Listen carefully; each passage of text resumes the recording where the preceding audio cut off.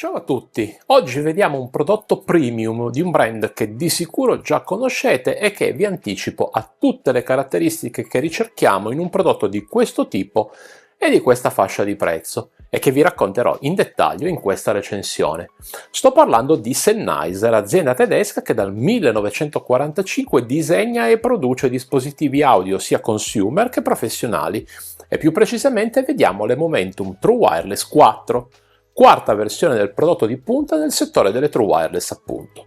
Sono disponibili in 5 colorazioni, nero, argento, bronzo, oro e blu. Io ho scelto per voi quelle nere più classiche e che a breve vedremo più da vicino. Ma prima andiamo a vedere che cosa troviamo in confezione quando le portiamo a casa. Per un prodotto premium è doveroso attendersi una dotazione premium e queste Momentum 4 True Wireless non fanno eccezione. In confezione, oltre alla custodia con le buds all'interno, troviamo la guida rapida in inglese e le informazioni circa la sicurezza in diverse lingue tra cui l'italiano. Abbiamo poi 3 ulteriori paia di gommini, taglia XS, S ed L e 2 ulteriori paia di alette, taglia S ed L. La taglia M la trovate già installata di fabbrica. Per finire troviamo un cavo USB a USB-C nero di circa 50 cm, una soluzione strana oggi visto che siamo abituati a cavetti di pochi centimetri, ma molto bene accetta. Chi ne ha già avute un paio, magari della generazione precedente, saprà che la custodia delle Momentum 4 True Wireless è rivestita di tessuto. Questo aspetto aiuta tanto nel maneggiarle perché non sfuggono di mano e danno una sensazione premium, ma di contro nelle tasche fanno più attrito proprio perché scivolano di meno. Nelle tasche poi, insomma, dipende da quali tasche, perché con dimensioni di 7 x 4,4 x 3,5 cm e un peso complessivo di 77 grammi, nella tasca dei jeans le vedo difficili da portare, forse meglio in quelle di una giacca. Ad ogni modo, nella parte superiore abbiamo il logo Sennheiser, mentre tutto intorno alla custodia corre questa striscia in plastica lucida che si raccorda dietro in prossimità della cerniera. Nella parte posteriore non abbiamo nulla, difatti la porta USB-C per la ricarica è posizionata nella parte frontale subito di fianco al LED multicolore. In questa posizione la porta USB-C è scomoda perché se le manteniamo in modo naturale sulla scrivania non vediamo il LED di notifica. Se vogliamo vederlo dobbiamo mantenerle con il cavo in bella vista, insomma una scelta che non mi piace e non condivido. Se le apriamo possiamo notare diverse cose. La prima è che le plastiche interne sono opache anche per gli spazi che accolgono gli auricolari. La seconda è che nella parte interna del coperchio abbiamo la scritta Sennheiser e la stessa plastica opaca di prima, mentre la terza è che il coperchio non si apre a 90 gradi ma rimane leggermente inclinato. Questo aspetto comunque, fatemi dire, non inficia in alcun modo la presa degli auricolari, visto che lo spazio è più che sufficiente anche per chi ha le dita grandi. Pur essendo di dimensioni generose, la cerniera non ha movimenti orizzontali ed è piuttosto solida, ma se presa in questo modo balla un po' e fa qualche rumorino di troppo. Gli auricolari poi sono messi in posizione sdraiata e se presi con le rispettive mani non bisogna girarli tra le dita per portarli in posizione. Avrete senz'altro notato anche voi quello che per me è il difetto più grande di questa custodia, ovvero la mancanza del pulsante per avviare la procedura di accoppiamento Bluetooth. Si può fare in altro modo, ma è una scocciatura che avrei volentieri evitato. L'auricolare è una buzz in-ear a base squadrata formata da 2 sezioni. La prima è la parte interna in plastica, nera, opaca in questo caso, mentre la seconda è la parte esterna, sempre in plastica ma con una finitura che la fa sembrare di metallo. Esattamente in mezzo a queste 2 sezioni c'è l'ansa che ospita poi la letta in silicone. La parte interna ha ben 4 pin per la ricarica, un LED multicolore che lampeggia ad indicare i diversi stati e il sensore di prossimità. Se rimuovo poi il gommino si nota subito la dimensione importante dell'ugello, la presenza di una rettina in tessuto a protezione contro polvere e sporco e una seconda protezione sul gommino. La parte esterna, oltre alla finitura metallica e al logo Sennheiser inciso che poi corrisponde all'area touch, non ha altre caratteristiche degne di nota.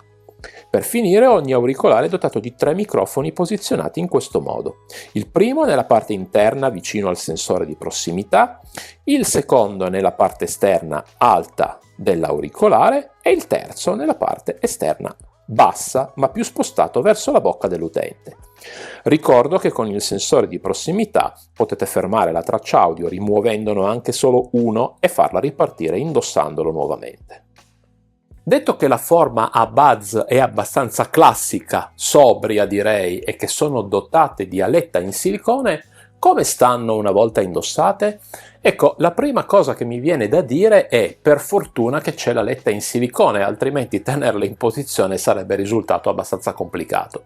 Grazie proprio alla letta invece che va a incastrarsi nell'incavo dell'orecchio e grazie al fatto che le dimensioni sono piuttosto contenute risultano comode e non sporgono molto dall'orecchio, anzi nel mio caso rimangono proprio a filo con il padiglione, per cui anche come ingombro sono promosse.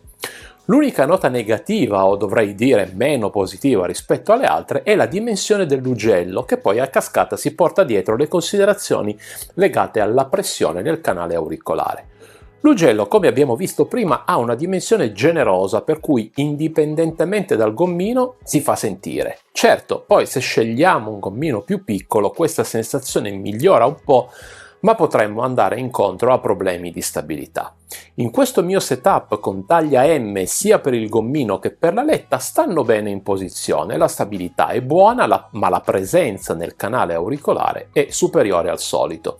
In questo modo è chiaro che vanno ad occludere per bene il canale auricolare, ma il senso di occlusione è elevato, così come l'isolamento passivo. Se quindi all'apparenza sia per le dimensioni contenute che per il peso di 6 grammi potrebbero sembrare adatte a tutti, la forma e la dimensione dell'ugello restringono la platea di utenti ai soli adulti o comunque a chi ha orecchie dalla media dimensione in su.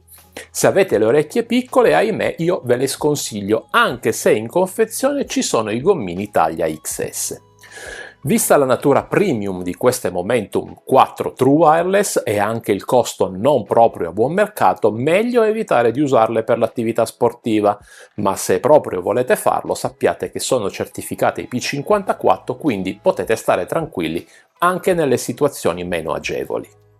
L'applicazione per gestire gli auricolari Sennheiser si chiama Smart Control e potete trovarla nei principali mobile store.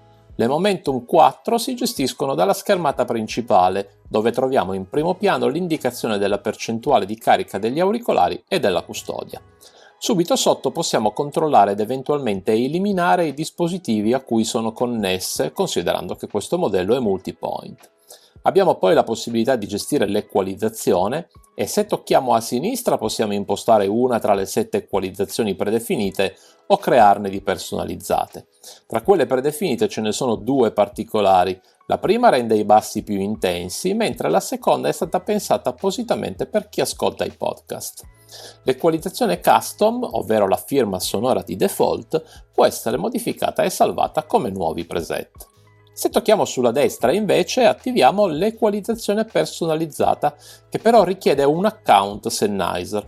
Una volta terminata la procedura di registrazione, dopo un rapido test avrete la vostra personalizzazione. Scorrendo verso il basso abbiamo le opzioni per la cancellazione del rumore. Qui possiamo mantenerlo spento, impostare la modalità antivento oppure attivare l'ANC. Non ci sono livelli. Quando l'ANC è acceso i rumori vengono filtrati sempre al massimo delle possibilità. Discorso diverso per la modalità trasparenza, che possiamo sia attivare ma anche regolare in modo preciso in base alle nostre necessità. Abbiamo poi tante altre funzioni a disposizione, come ad esempio il test dei gommini, la possibilità di trovare gli auricolari se li abbiamo persi di vista o l'Auracast di cui vi dirò in dettaglio più tardi. Interessante è la funzione delle sound zone. Possiamo in pratica impostare delle configurazioni in base al luogo in cui ci troviamo, ad esempio casa, ufficio o altro. Quando arriviamo in una di queste zone gli auricolari cambiano in automatico le impostazioni in base a quelle che abbiamo scelto. Se ci spostiamo nei settings abbiamo altre impostazioni, ma quelle degne di nota sono la possibilità di visualizzare il codec utilizzato e forzare l'uso di un codec rispetto ad un altro a patto che il dispositivo utilizzato lo supporti. La possibilità di attivare la modalità Eco per risparmiare batteria, ma questa si disabilita se attiviamo il codec aptX che richiede tutta la potenza a disposizione e quindi maggiore consumo e la pausa automatica o l'accettazione automatica di una chiamata vocale in arrivo quando le estraiamo dalla custodia. In pratica il movimento per indossarle equivale ad accettare la chiamata. Per finire, ma davvero che qui facciamo notte, è interessante la funzione di Battery Protection, che come per i moderni smartphone carica gli auricolari più lentamente e non fino al 100% per farne durare di più la batteria. In merito ai controlli touch invece si nota subito la possibilità di disattivarli completamente, mentre se entriamo nella configurazione si vede forse per la prima volta un'interfaccia utente chiara ed efficace. Con il tocco singolo sul destro attiviamo il play e pausa, mentre sul sinistro la modalità trasparenza. Con il tocco doppio sul destro andiamo avanti di una traccia e con il sinistro indietro sempre di una traccia. Con il tocco triplo sul destro attiviamo l'assistente vocale e sul sinistro la cancellazione del rumore. Infine, con il tocco prolungato gestiamo il volume, con il destro lo alziamo e con il sinistro lo abbassiamo. Per ogni azione la lista dei comandi tra cui scegliere è sempre la stessa e degno di nota è il comando Lock Unlock, attraverso il quale possiamo attivare o disattivare completamente i controlli touch. Per chiudere sono indicati i comandi per la gestione delle chiamate vocali, ma sono fissi e non si possono modificare. Se non lo avete già fatto, mettetevi comodi perché il capitolo legato al suono e alle tecnologie correlate sarà lungo. Quindi parto con le specifiche. Qui abbiamo un driver proprietario da 7 mm che Sennheiser definisce come uno dei driver dinamici ad alte prestazioni più piccoli al mondo. Il driver infatti, seppur di piccole dimensioni, supporta frequenze tra i 5 e i 21 kHz, una pressione sonora massima di 107 dB ed è coadiuvato dai codec aptX Adaptive e Lossless, oltre ai soliti AAC ed SBC. I codec aptX fanno capo alla certificazione Snapdragon Sound, di cui queste Momentum 4 True Wireless sono dotate. Ora capite bene che se le premesse sono queste, mi aspetto l'eccellenza, niente di più e niente di meno. Ebbene, ci riescono. I bassi sono perfetti, potenti e con un rombo profondo che però non esagera mai, restando sempre bilanciato con le altre frequenze. Anche i medi sono perfetti, le voci sia maschili che femminili sono sempre dove dovrebbero stare e tutte queste caratteristiche messe insieme danno una sensazione di naturalezza difficile da trovare altrove. Anche gli alti sono limpidi, acuti e potenti quando serve, poi la distorsione è praticamente assente, è possibile infatti alzare il volume al massimo e mantenere la stessa qualità e pulizia. Insomma, ancora una volta non contano le dimensioni del driver, mentre quello che davvero conta è la qualità e l'esperienza di chi quel driver lo progetta. La soppressione del rumore poi non applica cambiamenti percettibili al suono in uscita e questa è una caratteristica che troviamo poche volte e certifica una volta di più la qualità del driver e della calibrazione del produttore. Queste Momentum 4 True Wireless sono nate per essere sfruttate al massimo, per essere usate ogni giorno e non solo una volta ogni tanto. E il bello è che potete farlo con qualsiasi dispositivo a vostra disposizione. Anche uno smartphone con il solo codec AAC e Apple Music o Spotify sono sufficienti per ottenere grandi prestazioni. Se poi avete con voi un dispositivo che supporta la PTX e delle applicazioni come Tidal, ancora meglio. Questi auricolari infine supportano il Bluetooth LE, dove LE sta per Low Energy, che fatemi dire non solo consuma di meno del Bluetooth standard, ma offre anche una portata superiore fino a 200 metri in campo aperto e una latenza davvero molto bassa. Ma la vera novità è l'Auracast, una tecnologia attraverso cui possiamo cercare sorgenti audio nelle vicinanze, che magari supportano questa modalità, e collegarci rapidamente senza prima dover accoppiare i dispositivi, in pratica come una stazione radio che trasmette il segnale, cui un diffusore, un televisore, un proiettore o un altro dispositivo trasmette un segnale a cui tanti altri possono agganciarsi per riceverlo. Capite bene che questa tecnologia, se prende piede, e lo sta facendo, i benefici potranno essere notevoli e la situazione farsi davvero interessante. Oggi non vi consiglierò un brano in particolare, dopotutto le Momentum 4 True Wireless suonano tutto talmente bene che sarebbe difficile indicarvene uno in particolare. Se volete datemi invece voi alcuni suggerimenti nei commenti, qualcosa che vale davvero la pena ascoltare. Ascoltiamo ora la resa dei microfoni in due condizioni comuni per la maggior parte di noi, Indossate le cuffie se le avete a portata di mano. Prova di registrazione audio in ambiente domestico. Prova di registrazione audio in condizioni di traffico sostenuto. Prova di registrazione audio in condizioni di traffico sostenuto e ANC attivo. Come abbiamo ascoltato dalle prove, i microfoni si comportano bene in tutte le situazioni, anche quando il traffico e i rumori sono intensi. Si sentono sempre rumori di sottofondo, ma quello che ci interessa è il fatto che la voce è sempre in primo piano e questo dà al nostro interlocutore la possibilità di poterci ascoltare sempre bene. Quando abilitiamo la NC, il suono nelle orecchie si ovatta, diventa più cupo e l'effetto sottovuoto è notevole, ma i rumori esterni vengono filtrati per un buon 70-80%.